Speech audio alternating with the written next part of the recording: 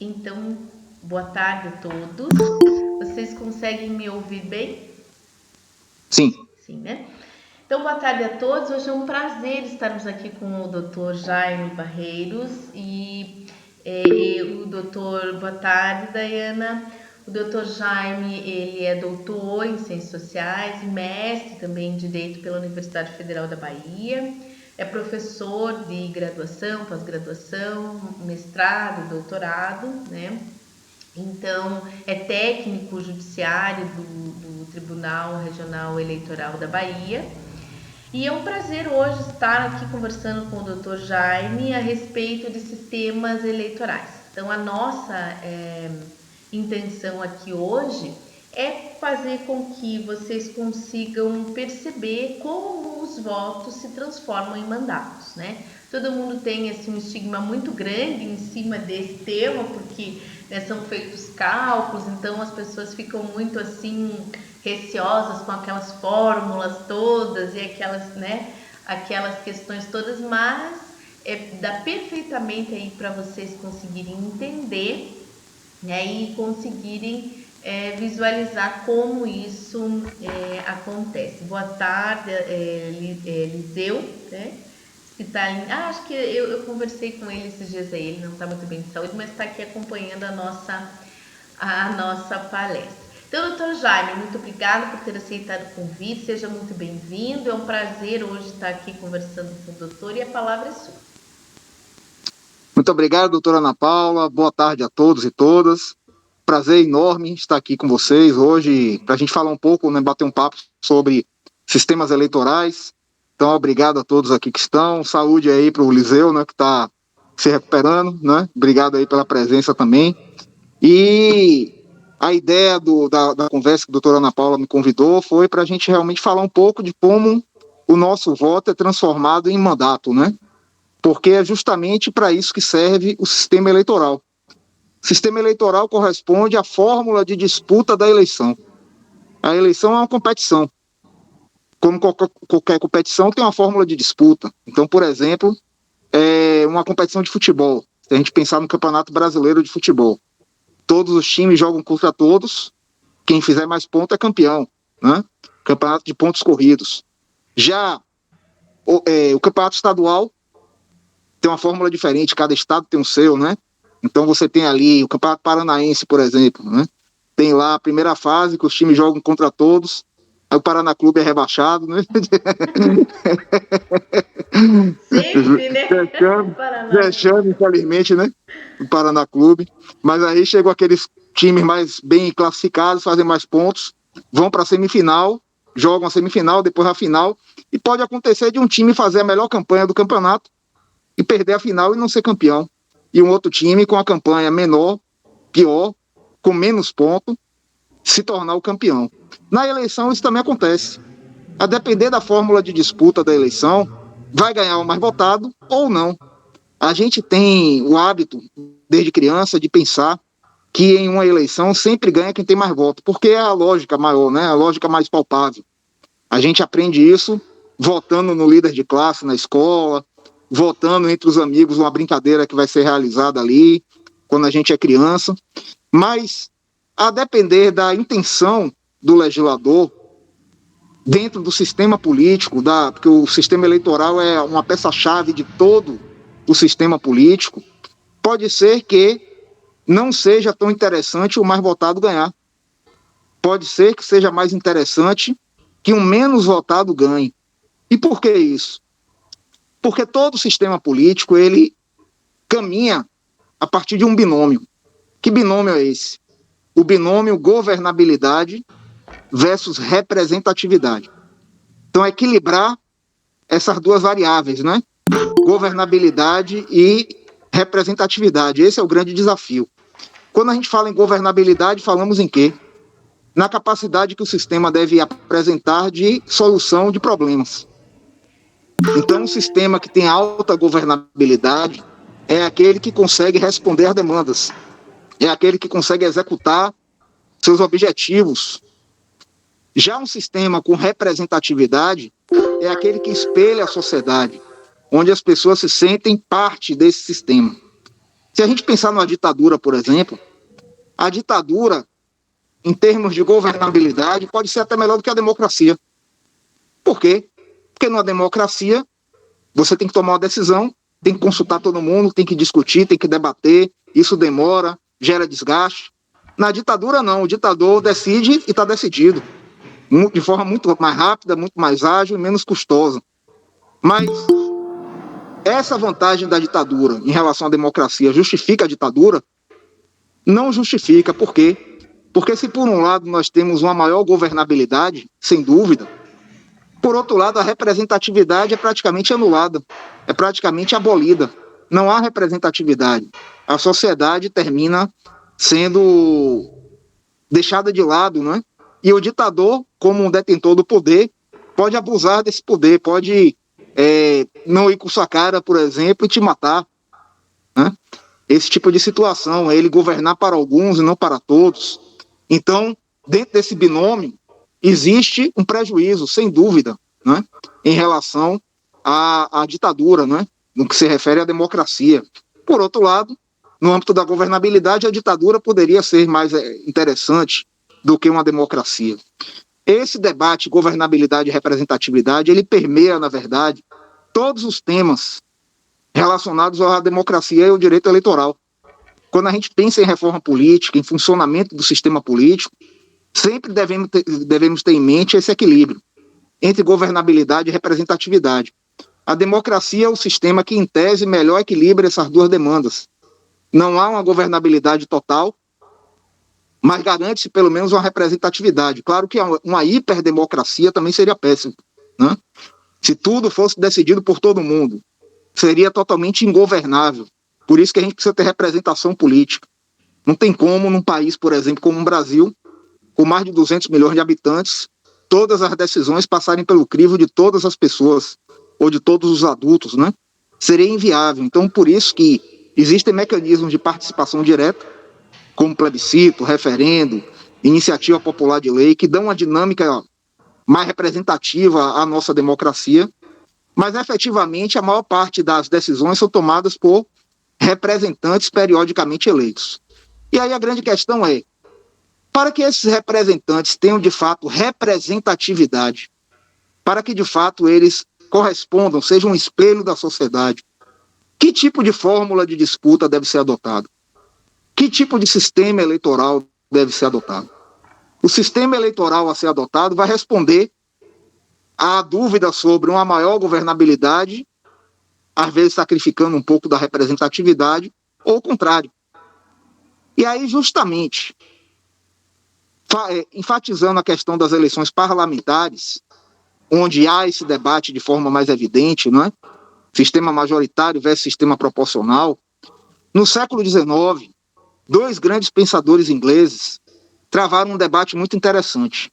Inclusive, esse debate foi retratado num artigo brilhante, do ex-ministro Walter Costa Porto, do TSE. É uma discussão memorável, o nome do artigo. Vocês encontram na internet. E a discussão era justamente a seguinte. Walter Bagehot, né? Um desses pensadores, Bagehot, escreve B-A-G-E-H-O-T, Bagehot, né? Walter é Walter, né? Só que o inglês, o W, tem som de U. Walter Bagehot, de um lado, John Stuart Mill, do outro lado. Bagehot falava o seguinte: para a Inglaterra, para o sistema político inglês, a governabilidade é fundamental. Por quê? Porque a Inglaterra adota um sistema parlamentarista. E no parlamentarismo, o primeiro-ministro, que é o chefe de governo, ele governa enquanto tem a maioria parlamentar.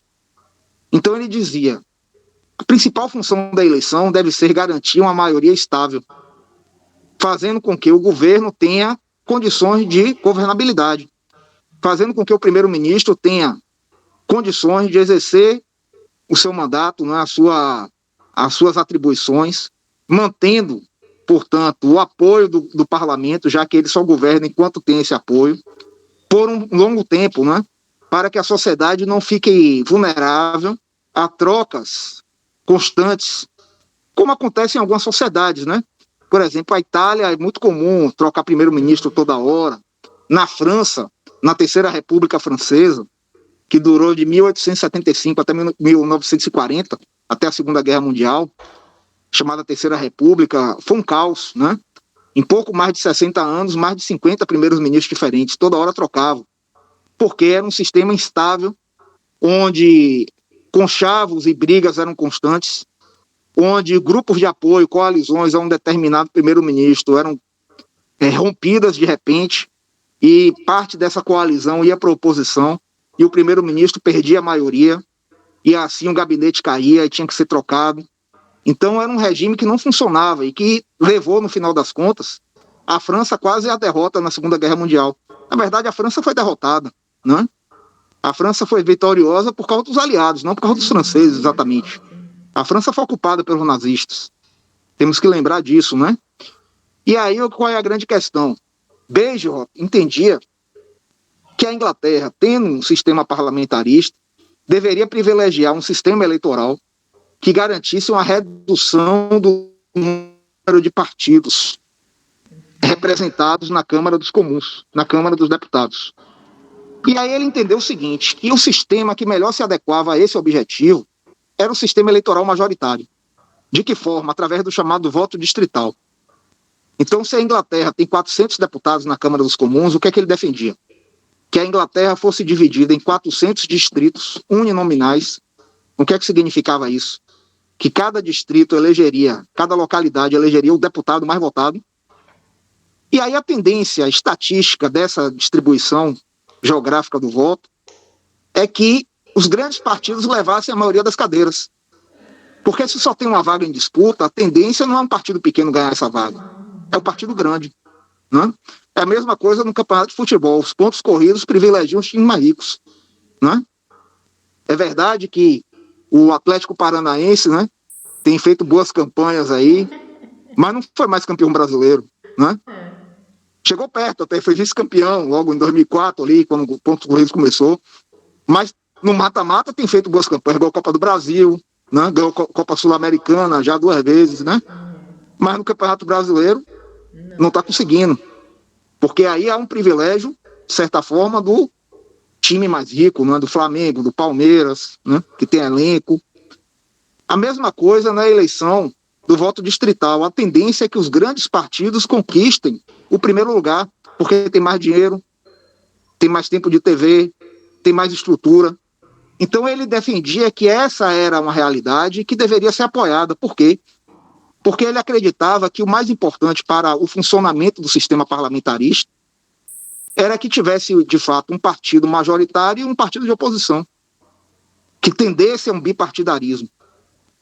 E aí o primeiro-ministro governaria com tranquilidade durante ali uns 4 anos, salvo se houvesse algum problema para ele ser substituído, mas, em regra, durante aquele período da legislatura, ele conseguiria manter o governo. Só que qual é o preço disso? Os partidos menores não iam ter representatividade. Um partido com 5% da preferência do eleitorado não seria o mais votado em distrito nenhum, não ganharia nenhuma cadeira. E era isso que John Stuart Mill questionava. Como é que a democracia pode ser a ditadura da maioria? Então ele dizia o seguinte, que a democracia precisa garantir a representatividade. Então um partido que tem 5, 10% da preferência do eleitorado, ele não vai ser o mais votado em lugar nenhum, mas 5, 10% das pessoas se veem representadas naquele partido. E seria interessante, então, que a Câmara dos Deputados, como um retrato da sociedade, tivesse lá 5 ou 10% de deputados representando aquele partido, representando aquela ideologia, aquele programa. Então ele defendia o sistema proporcional. Então esse foi o grande debate que foi travado na Inglaterra. Lá na Inglaterra prevaleceu o voto distrital, é o que prevalece até hoje. Mas aqui no Brasil, não. Aqui no Brasil, desde a década de 30, por influência de importantes pensadores políticos, nós tivemos a definição do sistema proporcional. E esse sistema proporcional, adotado hoje no Brasil, para as eleições de vereador e de deputado federal, privilegia o quê? Privilegia uma distribuição das cadeiras em disputa proporcional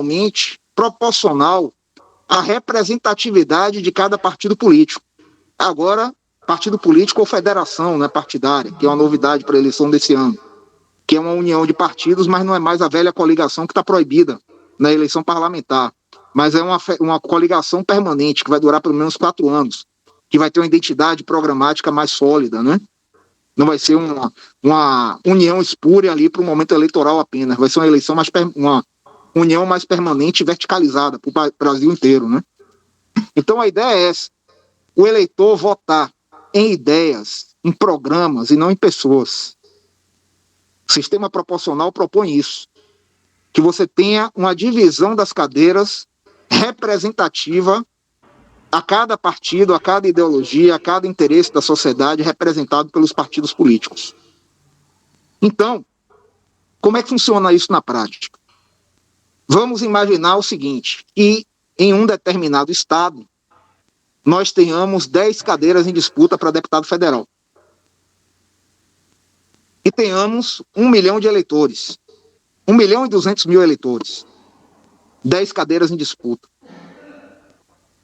Desses 1.200.000 eleitores, no dia da eleição, 100.000 não vão votar, abstenções, 60.000 votam nulo, 40.000 votam em branco. O que é que a gente faz? 1.200.000 eleitores, menos 100.000 eleitores que não foram votar, menos 60.000 eleitores que votaram branco, menos 40.000 eleitores que anularam o voto, sobra 1 milhão de votos válidos.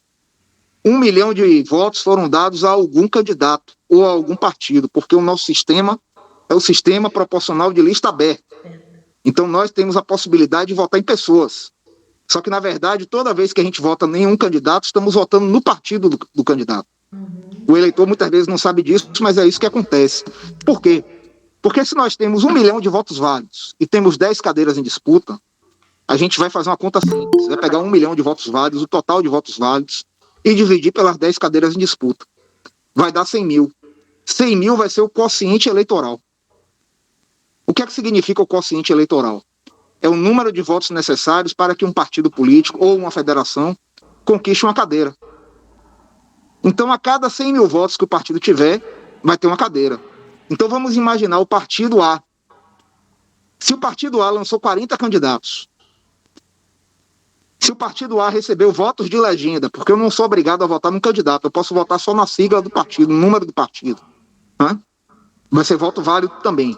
Se eu somar os votos de legenda com os votos dos 40 candidatos do partido A e der 300.000 votos, o que é que isso significa? O partido teve 300.000 votos, o quociente eleitoral é 100.000. Eu vou dividir 300.000 por 100.000, vai dar 3, e o partido vai conseguir, então, 3 cadeiras. Vai eleger 3 deputados. Quem serão essas três pessoas que vão ocupar essas cadeiras? Se o partido lançou 40 candidatos, os 3 mais votados desses 40. A lista aberta é nesse sentido, né? Porque o partido apresenta uma lista de candidatos, eu posso votar em qualquer um dessa lista, ou votar na sigla, se quiser.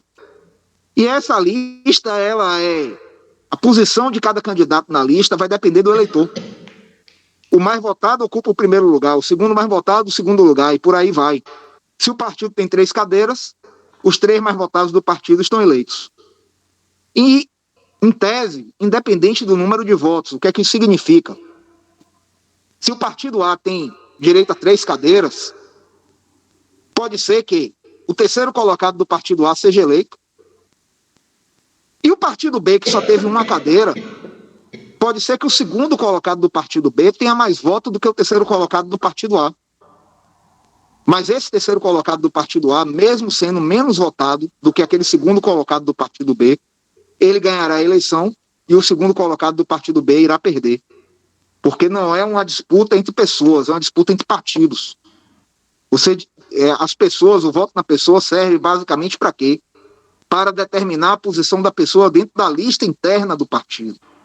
Então, todo candidato a vereador, todo candidato a deputado tem como maior aliado dele o seu companheiro de partido. Porque quanto mais votos o partido tiver, mais cadeira vai ter. Mas esse companheiro de partido, que é o maior aliado, também é o maior adversário. Por quê? Porque se ele for mais votado do que você, ele ocupa a cadeira na sua frente. A lógica é essa. Sempre foi assim, né? Desde a década de 30. Só que aí começou a acontecer alguns fenômenos interessantes. Em 2002, o Enéas Ferreira Carneiro, né, médico, cardiologista, que foi candidato a presidente da República em 1989, na eleição que elegeu Fernando Collor, era um desconhecido, mas fez muito sucesso naquela eleição, não é? Pela forma como ele se apresentou, falando muito rápido, com um discurso diferente, meio agressivo até, com palavras bem colocadas, né? Palavras diferentes. Ele chamou a atenção pelo exotismo e ficou conhecido da sociedade. 5 anos depois foi candidato a presidente de novo, ficou em terceiro lugar, atrás só de Lula e de Fernando Henrique Cardoso. 98 foi candidato pela terceira vez e já não teve tanto sucesso. 2002 resolveu ser candidato a deputado federal por São Paulo. E foi o mais votado da história do Brasil. Até 2018 ele manteve esse recorde, quando foi ultrapassado por Eduardo Bolsonaro.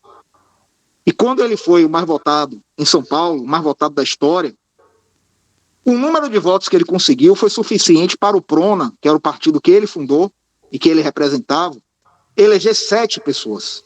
Ele e mais 6. Ele foi eleito, evidentemente, mas e os outros 6 que foram eleitos também? Alguns foram eleitos com votações ridículas. 200 e poucos votos, 300 votos em São Paulo. O sujeito ser eleito deputado federal dessa forma. Então isso gerou muita crítica. Por quê? Um sujeito que tem 300 votos em São Paulo ser deputado federal, enquanto que outros, como Franco Montoro, que já tinha sido governador de São Paulo, inclusive, teve 100 mil votos e perdeu, porque era de outro partido, isso chamou atenção para uma distorção do sistema.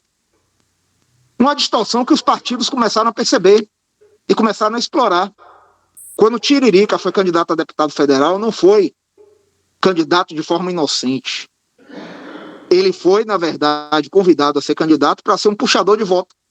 O partido sabia que ele seria muito bem votado, que o eleitor não conhece o sistema, que o eleitor daria o voto de protesto nele, e que com essa votação ele ajudaria outras pessoas a ganhar a eleição. E foi isso que aconteceu. Tiririca teve voto suficiente para eleger mais 3, ele e mais 3, só com os votos dele. Então essas distorções geraram algumas críticas e a defesa de algumas ideias. Uma das ideias que terminou surgindo e que não foi adiante foi a lista fechada. Como é que seria a lista fechada? O sistema continuaria proporcional, só que o eleitor deixaria de ter a possibilidade de votar em pessoas. Ele votaria apenas no partido. Seria apenas o voto de legenda. Então a campanha seria do partido, o investimento seria no partido, nas ideias do partido, teria o lado positivo de fortalecer ideologicamente o partido, mas por outro lado, quem ocuparia as cadeiras, o partido iria definir. Então isso tenderia a aumentar a oligarquização dos partidos. Os caciques dos partidos iam mandar. E a renovação dos quadros seria mais difícil do que já é difícil. Seria ainda mais. Essa ideia foi arquivada, não foi adiante. Falou-se no voto distrital, como na Inglaterra, só que o voto distrital mudaria completamente a lógica do sistema. Você teria não mais 10 deputados eleitos proporcionalmente no Estado, mas o Estado dividido em 10 regiões, 10 distritos, com o mais votado de cada um sendo eleito. Qual é o problema? Aquele que Mill já apontava no debate com Beijroth. Representatividade. Partidos pequenos teriam mais dificuldade de eleger deputados, vereadores. Na Inglaterra, por exemplo, o Partido Liberal teve uma eleição que teve 20% dos votos e não elegeu ninguém. Porque com 20% não foi mais votado em lugar nenhum. 20% da sociedade ficaram sem representação. Essa é a grande crítica ao sistema do voto distrital, que aparece sempre como uma alternativa. Outra alternativa, o distritão, defendida pelo ex-presidente Temer.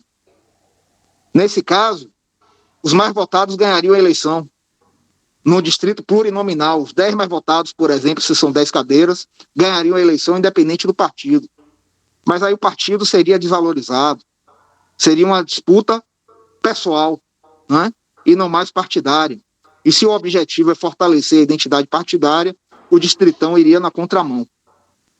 No final das contas, a ideia que prevaleceu foi uma ideia também ruim, que foi estabelecer uma cota de desempenho individual mínimo para todos os candidatos. Então, como é que funciona hoje? O partido tem lá 4 vagas. Só que, para preencher essas 4 cadeiras, o partido tem que ter candidatos com votações individuais razoáveis. E o que é uma votação individual razoável? Pelo menos 10% do quociente eleitoral. Se nesse exemplo que eu trouxe, o quociente eleitoral é 100 mil votos, só se elegeria o candidato que tivesse no mínimo 10 mil votos. Então, se o partido tem 4 cadeiras, mas o quarto colocado do partido tem só 8 mil votos, menos de 10% do quociente eleitoral, o partido vai perder essa cadeira e essa cadeira vai ser redistribuída entre os demais partidos. E qual é o problema disso? A ideia de proporcionalidade é quebrada. Você pode ter um partido menos votado com mais cadeiras do que o mais votado, bastando que esse partido menos votado distribua melhor os votos.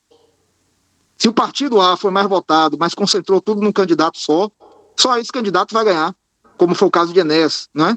Os outros que foram eleitos com Enéas deixariam de ganhar.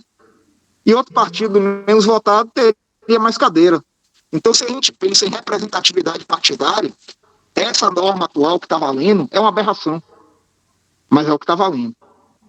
Então, basicamente, o que acontece hoje é isso, as cadeiras são divididas proporcionalmente, mas só senta na cadeira candidato que tiver votação mínima, pelo menos 10% do quociente eleitoral. Senão, essa cadeira é redistribuída para os outros partidos. Essa redistribuição é feita através de uma fórmula matemática. O que é que acontece? Os partidos que, todos eles, né, que tenham atingido pelo menos 80% do quociente eleitoral, somando aí os votos de todos os candidatos. Então, partidos que tenham, no caso do exemplo, eram 100 mil votos o quociente eleitoral, né? Se o partido somado todos os candidatos teve pelo menos 80 mil votos, ele vai disputar essas cadeiras que estão sobrando. Por que sobra cadeira? Porque a matemática não é perfeita, não é? Eu dei o exemplo de 300 mil dividido por 100, dá 3 exatamente. Mas se fosse 305 mil, daria 3,05. Esse 0,5 seria desprezado. Só que se você vai desprezando as frações de todas as contas, você não vai preencher as 10 cadeiras, vai preencher 8, vai preencher 9. Vai ficar alguma cadeira vazia. Só que essa cadeira não pode ficar vazia. Ela tem que ser redistribuída. E ela é redistribuída como? Todos os partidos que atingiram uma votação de pelo menos 80% do quociente eleitoral, no exemplo que eu dei, 80 mil votos, já que o quociente eleitoral é 100 mil, poderão se habilitar a disputar essas cadeiras que não foram preenchidas na primeira conta. E aí é feito um cálculo que é o seguinte: pega-se a votação que o partido conseguiu e divide-se pelo número de cadeiras já conquistadas mais um. Por exemplo, esse partido que tem 300 mil votos, né, ele já conseguiu 3 cadeiras. A gente pegaria 300 mil dividido por 3 mais 1, 4, porque 3 cadeiras já conquistadas mais 1. 300 mil dividido por 4 dá 75 mil. A gente vai fazer isso com todos os partidos. Quem conseguir o melhor resultado nessa conta tem a primeira cadeira, conquista a primeira cadeira, que está sobrando. Se for mais de uma, repete a conta. Só que aí, evidentemente, aquele partido que acabou de conquistar uma nova cadeira, ele vai participar da disputa da segunda cadeira, vai. Só que o número o divisor vai ser alterado, né? Se esse partido, por exemplo, que teve 300 mil votos e que eu dividi por 4, ele conseguiu a primeira cadeira que estava sobrando, ele vai disputar a segunda cadeira, mas eu não vou mais dividir 300 mil por 4. Eu vou dividir 300 mil por 5. Porque as 4 já conquistadas, as 3 primeiras que ele conquistou, mais essa primeira cadeira de sobra, mais 1, né? As cadeiras já conquistadas, mais 1. O número de votos dividido pelo número de cadeiras já conquistadas, mais 1. Então, como acabou de conquistar a 4ª cadeira, eu vou dividir 300 mil por 5. 4 cadeiras já conquistadas, mais 1, vai dar 60 mil. E muito provavelmente um outro partido poderá conseguir um resultado melhor nessa conta e ocupar essa segunda cadeira. É assim que funciona. Essa é a matemática da questão. E aí essa fórmula, que é chamada de fórmula D'Hondt, ela é aplicada para quê? Para que se busque uma maior proporcionalidade possível. Não é uma proporcionalidade perfeita. Sempre haverá algum tipo de distorção, né? Mas busca-se dessa forma que cada partido tenha uma representatividade compatível com sua votação e que os partidos menos votados tenham também direito a ter os seus representantes. Esse é o lado positivo. Por outro lado, existe um prejuízo da governabilidade. Se o Congresso, se a Câmara dos Comuns na Inglaterra basicamente é dividida por 2 partidos grandes, no Brasil a gente tem mais de 20 partidos que tem pelo menos um deputado. Então isso gera uma dificuldade de governo. O presidente da República tem que negociar com vários partidos ao mesmo tempo. Então não existe sistema perfeito, né? Há quem defenda um sistema misto. Metade das cadeiras proporcional, metade majoritária pelo voto distrital, dizendo que isso congregaria todas as virtudes dos 2 sistemas, mas também congregaria todos os problemas. É o outro lado da moeda, né? Então não existe sistema perfeito. E aí vocês podem me perguntar, e a sua opinião? Qual é? A minha opinião, no caso. Qual é o melhor sistema? Eu diria para vocês, o melhor sistema, na minha opinião, vocês podem discordar de mim, é o atual. Eu acho que o atual ainda é o melhor, porque o atual é o mais representativo. A gente vive numa sociedade plural de um país de mais de 200 milhões de habitantes, um país com mais de 8 milhões e 500 mil quilômetros quadrados, com diferenças. Eu conversava aqui no início da nossa exposição com a professora Ana Paula, e ela dizia do frio que está fazendo em Curitiba. Eu estou na Bahia, em Salvador, no calor, e ainda mais com paletó aqui, né? Aí que o calor está grande realmente. Não só isso, sotaque, né? Gostos. Eu não sei se a doutora Ana Paula já provou um caruru. Não. Um vatapá. Não provou ainda, não está perdendo, né? Mas aqui na Bahia a gente gosta, né? Aqui tem o dia do caruru, que é certo, 28 de setembro, dia de São Cosme e Damião. Todo mundo come caruru aqui, né? Mas com certeza aí no Paraná tem as comidas típicas também, né? Que vocês comem muito mais do que a gente, né? Então é aquela história, cada região tem as suas características. É um país muito grande, um país com múltiplas ideologias, múltiplos interesses. Então a gente reduzir o quadro partidário a apenas 2, eu acho que não seria bom. Haveria uma crise de representatividade. A professora Eneida Desirê Salgado, conterrânea de vocês aí do Paraná, inclusive tem um livro muito interessante, Princípios Constitucionais Eleitorais, em que ela defende que o voto distrital seria até mesmo inconstitucional, porque violaria o pluralismo político. É uma tese muito interessante. Violaria a ideia de diversidade que a democracia brasileira traz de forma intrínseca, não é? Então, por isso tudo, eu sou a favor do atual sistema, que tem problemas, porque não existe sistema perfeito, mas é o melhor, apesar de tudo. O grande problema no nosso sistema é que ele é de difícil compreensão. Então, o que a gente precisa fazer é o quê? Divulgar cada vez mais, mostrar como ele funciona, fazer eventos como esse que a doutora Ana Paula está aqui patrocinando, para que a boa informação seja divulgada. E aí eu convido todos vocês que estão participando aqui a reproduzir esse conhecimento, a mostrar que votar de protesto em alguém, um palhaço, por exemplo, tem consequências, porque aquele candidato ele pode ser eleito, mas ele vai eleger alguém com ele. Que votar no amigo, no vizinho, no primo, que não tem chance nenhuma de ganhar a eleição, só porque é seu parente, seu amigo, ele não vai ganhar, mas o seu voto vai ajudar outra pessoa a ganhar.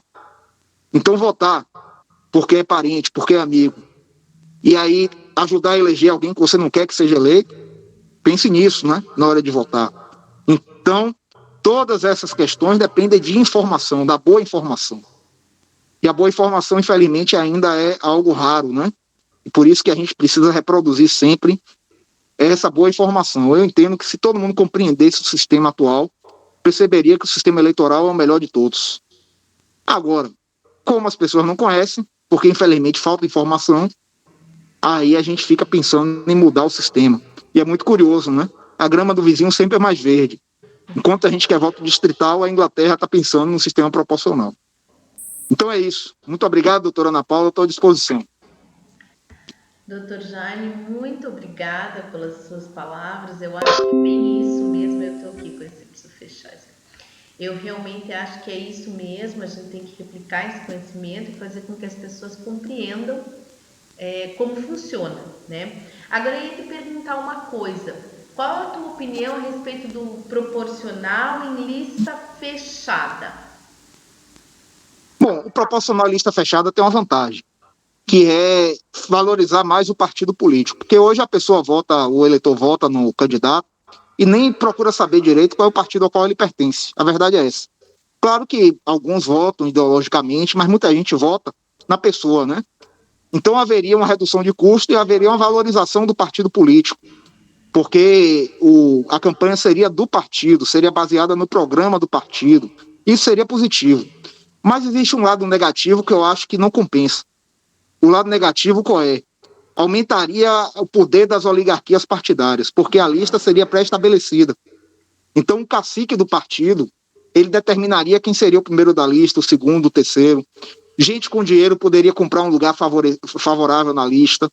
Seria mais difícil novas lideranças surgirem.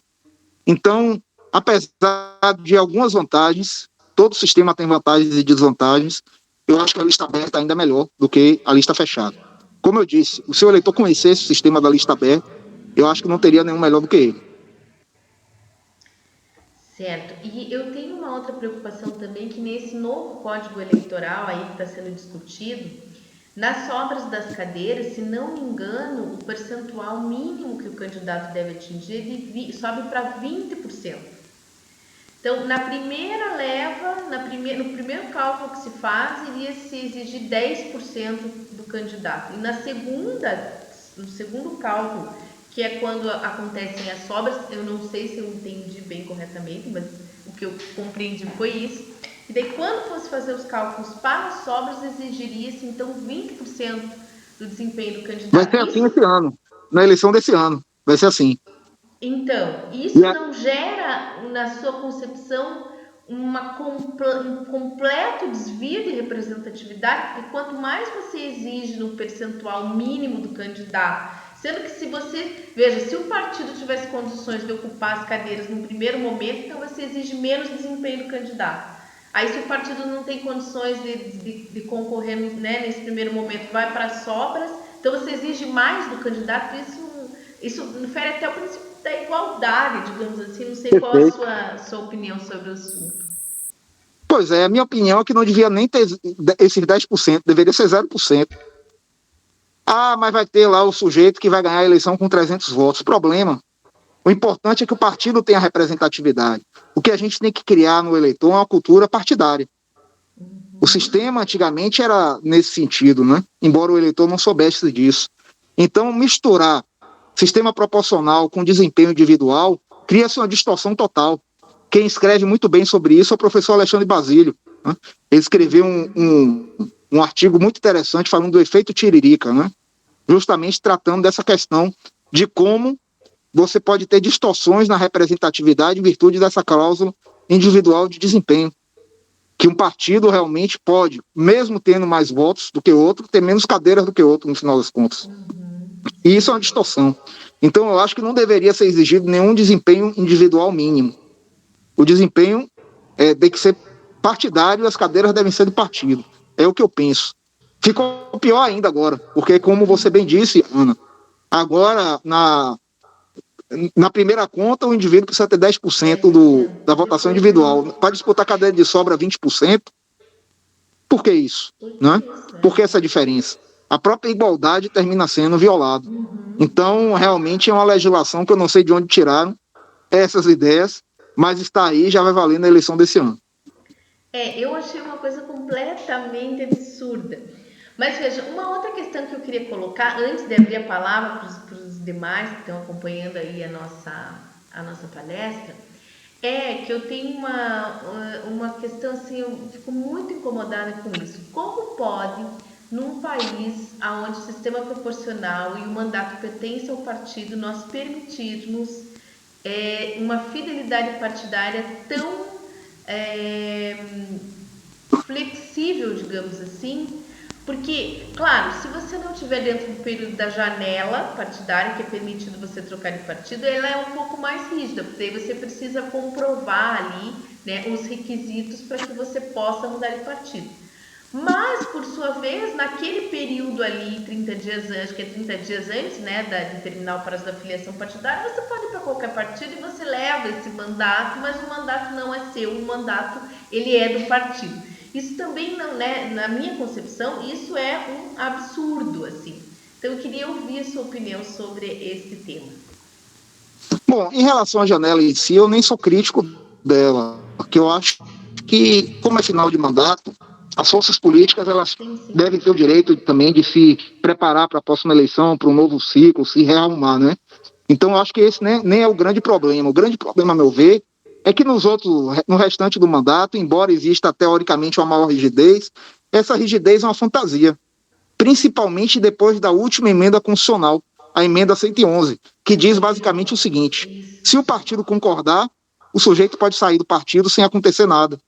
E é claro que o partido vai concordar. Uma hora ou outra o partido não vai concordar. Mas há um interesse geral dos partidos de que essas forças políticas elas possam se movimentar, né?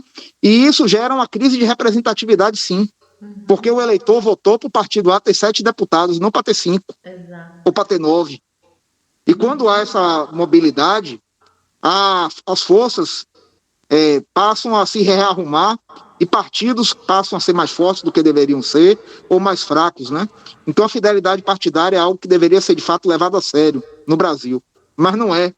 E infelizmente muitas vezes as próprias decisões judiciais terminam levando a um enfraquecimento da fidelidade partidária. Nós tivemos um julgamento emblemático de um ADI que decidiu que a fidelidade partidária só seria válida para vereador e deputado, e não para senador, por exemplo, não para presidente, para prefeito, para governador. Tudo bem que são eleições majoritárias, né? Mas se existe a filiação partidária como condição de elegibilidade, é porque o legislador constitucional entendeu que o mínimo de representatividade partidária deveria existir. Então a fidelidade é o mínimo que se exige. Mas o Supremo disse que não precisa, que é só para vereador e deputado. Então o próprio judiciário muitas vezes se encarrega de esvaziar determinados institutos que são muito importantes, né, para a democracia. E aí o legislador, evidentemente, que é quem tem a caneta na mão para mudar a lei, ele atua conforme muitas vezes interesses pessoais, né, e não pensando num sistema mais democrático, mais justo, mais representativo. Então a flexibilização da fidelidade partidária interessa a quem? À sociedade, ao eleitor ou aos parlamentares que querem trocar de partido sem perder o mandato, né? Então hoje a fidelidade partidária é um instituto totalmente esvaziado no Brasil, né? É uma grande farsa no final das contas, e isso é péssimo. E que deveria ser muito mais rígido, na verdade, né? E está sendo cada vez mais flexibilizado. Mas uma última questão que eu queria colocar aqui, Dr. Jaime, é um comentário a respeito também da emenda 111, que permite a contagem em dobro dos votos dos negros e mulheres entre a eleição 2022 até 2030, se não me engano. Não tenho bem certeza, mas acho que é isso. Opa, desculpe, veja. Eu gostaria de ouvir a sua opinião sobre isso, para saber se não é apenas mais, na sua opinião, uma forma aí de tentarmos, enfim, se realmente isso traz uma efetividade, né, da representatividade de gênero e também de negros e negras na política, ou é só mais um mecanismo aí como cortina de fumaça para que não seja realmente tomada nenhuma medida mais efetiva com relação a essas questões? Bom, essa é uma questão interessante. Eu particularmente gostei da medida. Eu acho que se busca maior representatividade desses segmentos da sociedade que são menos representados, não é? São vulnerabilizados, vamos dizer assim, fazer com que o voto contado para a mulher ou para o afrodescendente seja contado em dobro para fim de cálculo, não do sistema da distribuição de vagas, que fica muito claro, mas para cálculo da divisão do dinheiro do fundo de financiamento de campanha, não é? Porque o partido que tem mais voto recebe mais dinheiro. Então, o voto na mulher será considerado em dobro para esse cálculo. O voto no negro também. Eu acho que é uma forma de fazer com que o partido incentive essas candidaturas, porque o partido vai observar que o custo-benefício de ter mulheres competitivas ou candidatos negros competitivos é maior. É bom ter esses candidatos para receber mais dinheiro. Se o partido acordar para isso, vai automaticamente gerar uma tendência de maior representatividade. Porque aquela história, muito se fala, por exemplo, que as mulheres não têm interesse por política. Isso é mentira, né? Temos várias mulheres aqui na sala, né? A própria professora Ana Paula aqui, que é uma brilhante advogada, professora, é mulher, né? Nós temos, dentro dos partidos políticos, praticamente metade dos filiados são mulheres. Os homens ainda levam uma pequena vantagem, mas é muito pouco, né? Agora, quando a gente vai para a Câmara dos Deputados, só 15% dos deputados são mulheres. Por que isso? É porque mulher não vota em mulher? Não, a mulher, assim como o homem, vota no candidato que tem mais visibilidade, que tem mais propaganda, que tem uma campanha mais cara. A tendência é essa, que tem maior visibilidade. Então, se o partido não investe na candidatura feminina, mesmo que se cumpra a cota de candidatos, né, de no mínimo 30%, mesmo até que se dê o dinheiro para que essas mulheres tenham, do Fundo Especial de Financiamento de Campanha, a condição, teoricamente, de gastar esse dinheiro na campanha, mas se não há, de fato, um incentivo a esse tipo de candidatura, os homens vão continuar ganhando. Os homens brancos, né? No caso aí da questão racial, né? É claro que vai haver exceção, evidentemente. Já elegemos uma mulher presidente da República, mas é uma situação diferente, né? Porque pontualmente a gente pode ser que eleja uma mulher, eleja um negro, mas na casa parlamentar, na Câmara dos Deputados, que é uma casa ampla, de representatividade ampla, a gente vê que há uma distorção. As mulheres deveriam ser pelo menos 40%, já que formam a maior parte da população, né? A maior parte do eleitorado. Não são por quê? Porque tem uma barreira, existe uma barreira. Então eu vejo essa medida como uma medida interessante para tentar suplantar essa barreira, melhor do que as que já existiam antes. Por exemplo, pura e simplesmente dizer que 30% das candidaturas vão ser femininas não quer dizer nada, porque coloca a mulher lá como candidata laranja, né? Apenas para constar, sem nenhum incentivo, sem nenhuma propaganda, sem nenhuma representatividade. O partido vai naturalmente agora ter interesse em ter mulheres competitivas, porque quanto mais voto a mulher tiver, quanto mais voto o negro tiver, mais dinheiro o partido vai receber. E é o dinheiro que move o mundo, né? É verdade. É verdade, doutor Jaime, tem razão. Não, muito bom, ótimo. Gostei muito aqui da nossa conversa. Eu não sei se alguém tem alguma pergunta aí para colocar para o doutor Jaime. Eu acho que eu ocupei o tempo todo das perguntas. Se alguém tiver alguma dúvida ou, enfim, quiser fazer algum comentário, por favor, fique à vontade, pode abrir o microfone. Aqui a gente está mesmo mais assim numa conversa, né? Nada assim tão rígido, né? Então, para que as pessoas sintam-se à vontade mesmo. E nós vamos aqui então replicar essa palestra no YouTube, né? E também muitos já pedindo que não puderam assistir hoje, né? Eu vou encaminhar então o link da palestra pelo YouTube, eu encaminho para o Dr. Jaime também. Quero agradecer assim, imensamente a sua disponibilidade de vir conversar conosco hoje aqui sobre esse tema que é realmente assim espinhoso, porque as pessoas parecem que têm até medo de entender e compreender como esse sistema funciona, porque já se criou um estigma que é extremamente complicado. Mas a gente consegue entender, consegue criticar, consegue ver os pontos positivos e negativos, e eu acho que é isso aí. Eu estou ainda para fazer a leitura da sua tese de doutorado, que não fiz ainda, mas vou fazer agora para contribuir na minha tese também, e eu tenho certeza que vou aproveitar muito.